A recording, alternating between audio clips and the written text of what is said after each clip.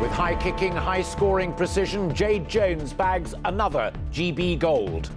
The taekwondo fighter from Flint triumphed and joined that elite successfully defending their London Olympic titles and shares the secret to her success. I'm the best when I keep on them and don't stop really. When I'm the best, I just keep putting the pressure on, so that was the tactics. Alistair Brownlee makes it 2 Olympic golds in a row too. Brother Johnny gets silver.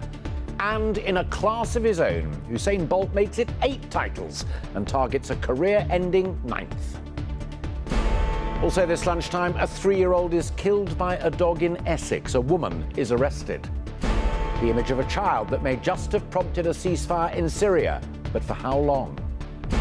And tales from the riverbank securing a future for the much-loved vole.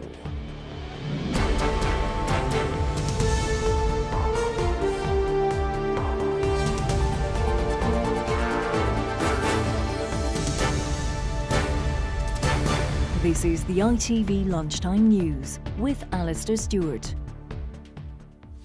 Good afternoon. Jade Jones kicked, danced and diced her way to Olympic gold in the balletic sport of taekwondo. The 23-year-old repeated her London triumph by a big margin over her taller Spanish opponent. She and Alistair Brownlee in the triathlon join a growing elite among Britain's brilliant athletes who've not only won in Rio, but have successfully defended their London titles from 4 years ago.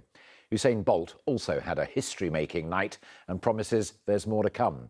Here's Richard Pallow on another night of Olympic brilliance. Can she do it?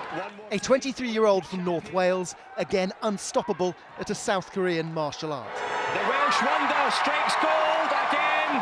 Jade Jones retaining her Taekwondo Olympic title, a reminder of how Team GB are peaking at the right moment across so many sports. Celebrations too in her hometown of Flint, possibly even louder than the ones in Rio. Tears from her best friend, unrestrained pride from Dad. 2 goals, she's done it, she conquered it, she won it, she wanted it. She's a legend, that's what she wanted to be. Independent analysts are now even suggesting that Team GB could stay ahead of China in second place in the final medals table. Champion for the second time. The Brownlee brothers' gold and silver in the triathlon will definitely help. If it was a relief for them, it was even more so for their parents. They were sending us very emotional texts this morning, you know, the usual parent stuff, we love you, we'll be proud of you, whatever, which doesn't really help, it makes you more nervous.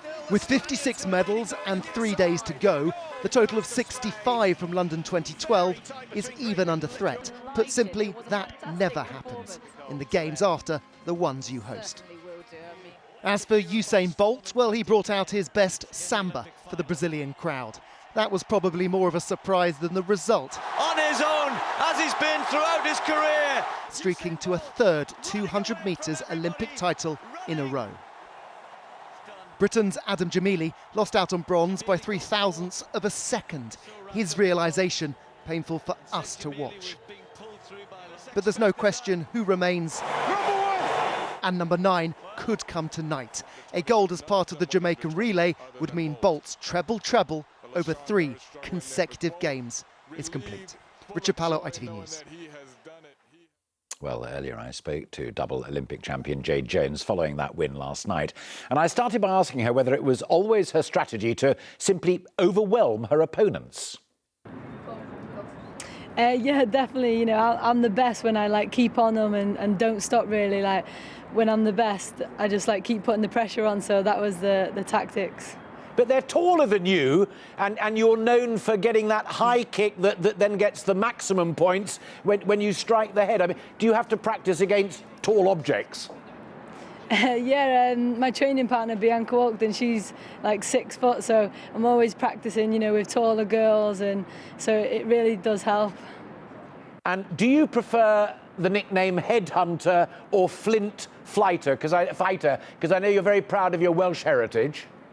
Yeah, they're both pretty cool names. I'd be happy with both, to be honest. Have you spoken to Dad yet? Yeah, I was FaceTiming them all and they were all in the pub and showing me all around. Yeah, it was all going crazy back home. So I even FaceTimed, after the semi-final. So it was amazing to see all them back home. I mean, that family support thing for not only you, but for so many of the athletes, family's really important, isn't it? Yeah, definitely, because it just takes a lot of the pressure off. Like, win or lose, your family are there for you, they're supporting you. And like every time I come out for a fight and I see them all in the crowd, it just makes me go for it, that little bit more. Like, they've come all the way here, they're supporting me, and they're willing me to win. So it just makes me push that little bit harder. Talking about pushing harder, I don't know whether you've clocked this yet, but you've joined a particular elite beyond just having a gold. Andy Murray, Laura Trott, Jason Kenny, Charlotte Dujardin, Mo Farah, Alistair Brownlee. You won gold in London, you've done it again. It's not a bad group of people to be in with, is it? Show us the medal. Jade Jones, warmest congratulations, and thank you so much for finding time for us. Well done. Thank you, thank you. Remarkable young woman. Now, you saw her dad celebrating it in North Wales overnight in Richard Pallow's report. She referred to it herself, talking to him at 3 o'clock. Those celebrations have continued. Now, sports correspondent Ian Payne is now outside the much more sober gym in Flint. Ian, some very proud fans there. Yeah, everyone we've spoken to, actually, Alistair, going into the gym today has been on great spirits. I think, I wouldn't say they're hungover, but they're definitely a little dampened after a night's sleep. But I don't think it will be for long. We're actually outside here in North Wales, the Flint Leisure Centre, which, as you can see, is now called, and has been for some time, the Jade Jones Pavilion. And amongst those who were celebrating last night, let me bring in Martin Williams, who is her coach, or was her coach when she first started the sport. What were those scenes like last night? They looked absolutely chaotic. Unbelievable scenes last night. Her family were there. It seemed like all of Flint was there, and the atmosphere was incredible. Because of course you were watching her 4 years ago when you were in London and you were watching it live, so I'd imagine the atmosphere was a bit different. How do you feel now? The atmosphere was different down there, but I'd say every bit as electric up here. I didn't get to experience it with the people of Flint down there, so I've seen both sides now. Both were equally phenomenal. Let's talk about Jade, the performer. You met her when I think she was about 8 years old, and I know that we've got pictures of you with her, certainly when she was about 10 years old, winning trophies. What did you think when you first saw her? When she turned up age 8, her granddad brought her, and from quite early on she showed that she was going to be something special. Her techniques were always very, very good, and she did well in gradings. And then when she started competing, with her family support, she was taken all over the place to training sessions here, there and everywhere, competitions. Everything that she needed to do, she did, and great focus. And she was winning competitions all the way through as she got taller and taller? Yeah, she was. It steadily got more and more incredible, the things that she was doing.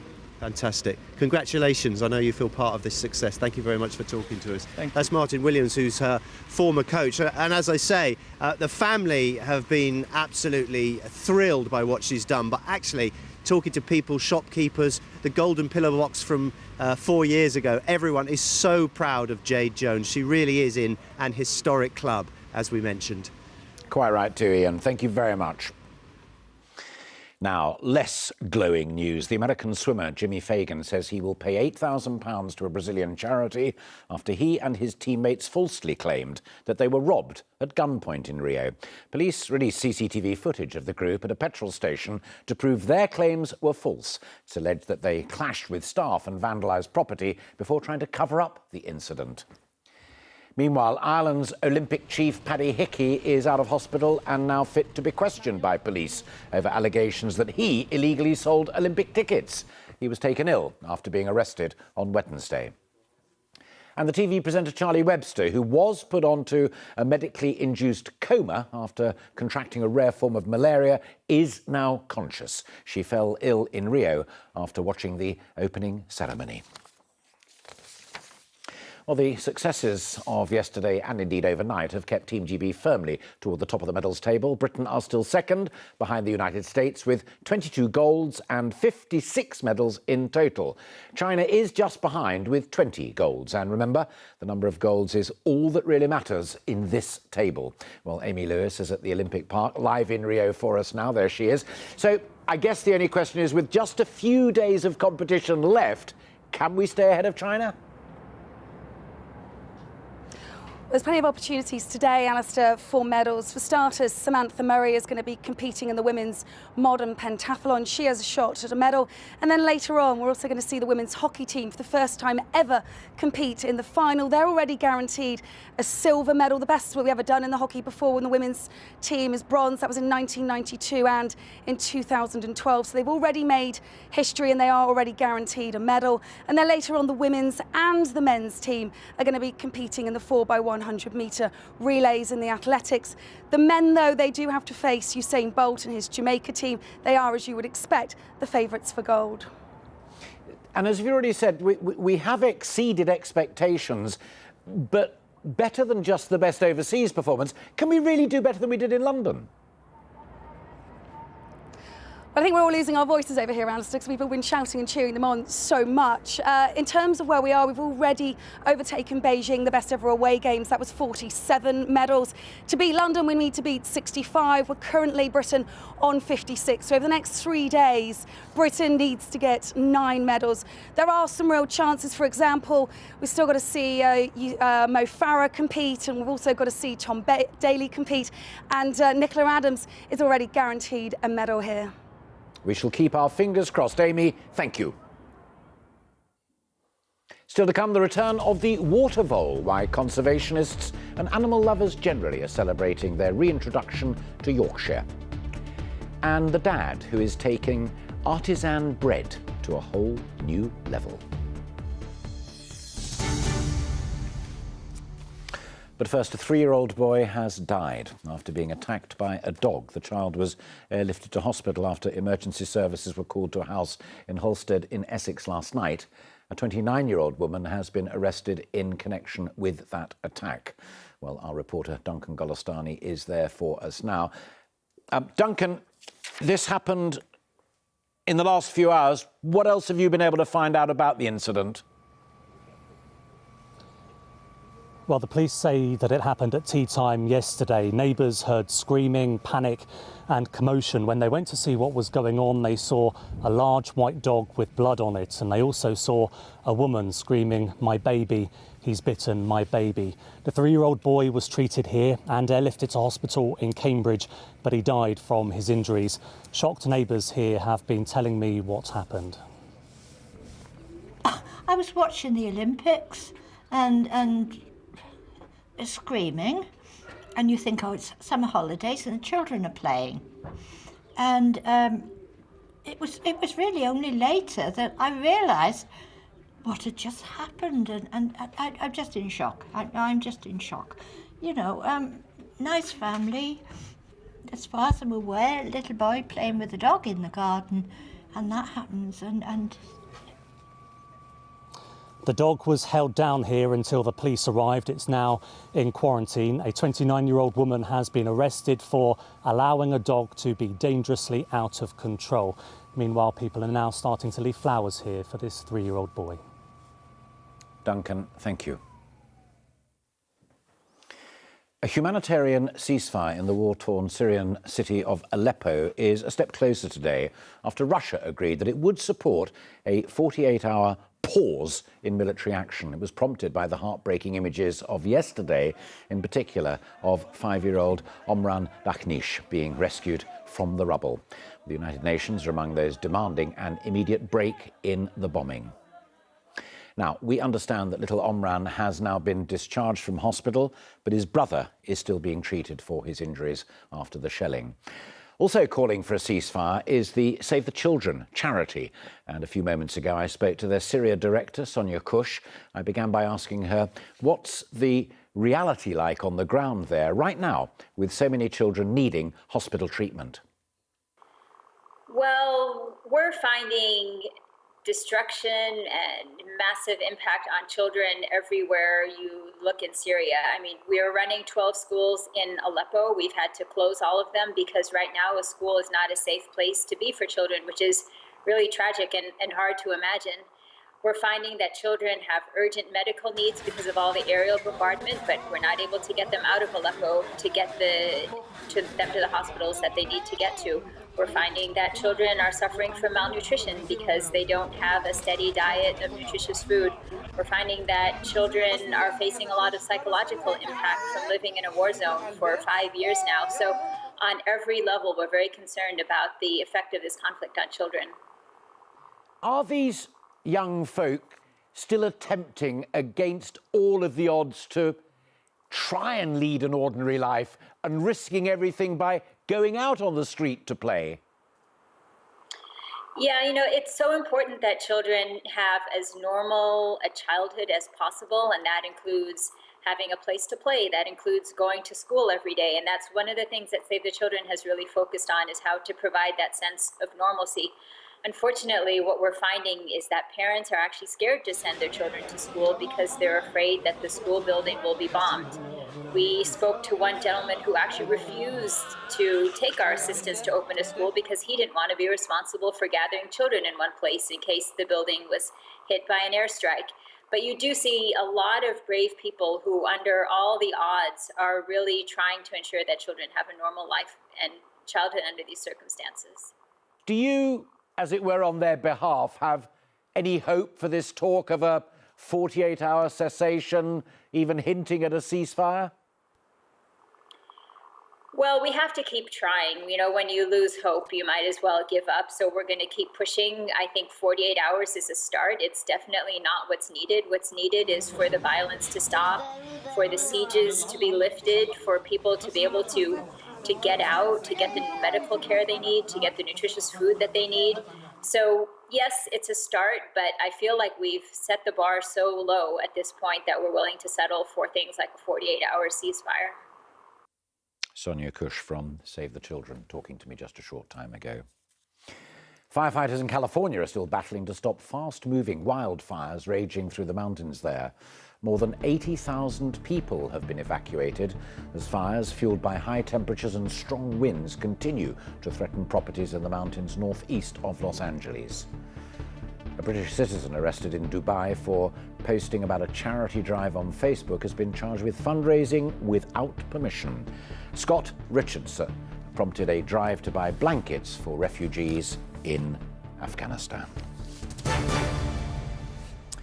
The endangered water vole has returned to a lake in the Yorkshire Dales today, having not been seen there for more than 50 years.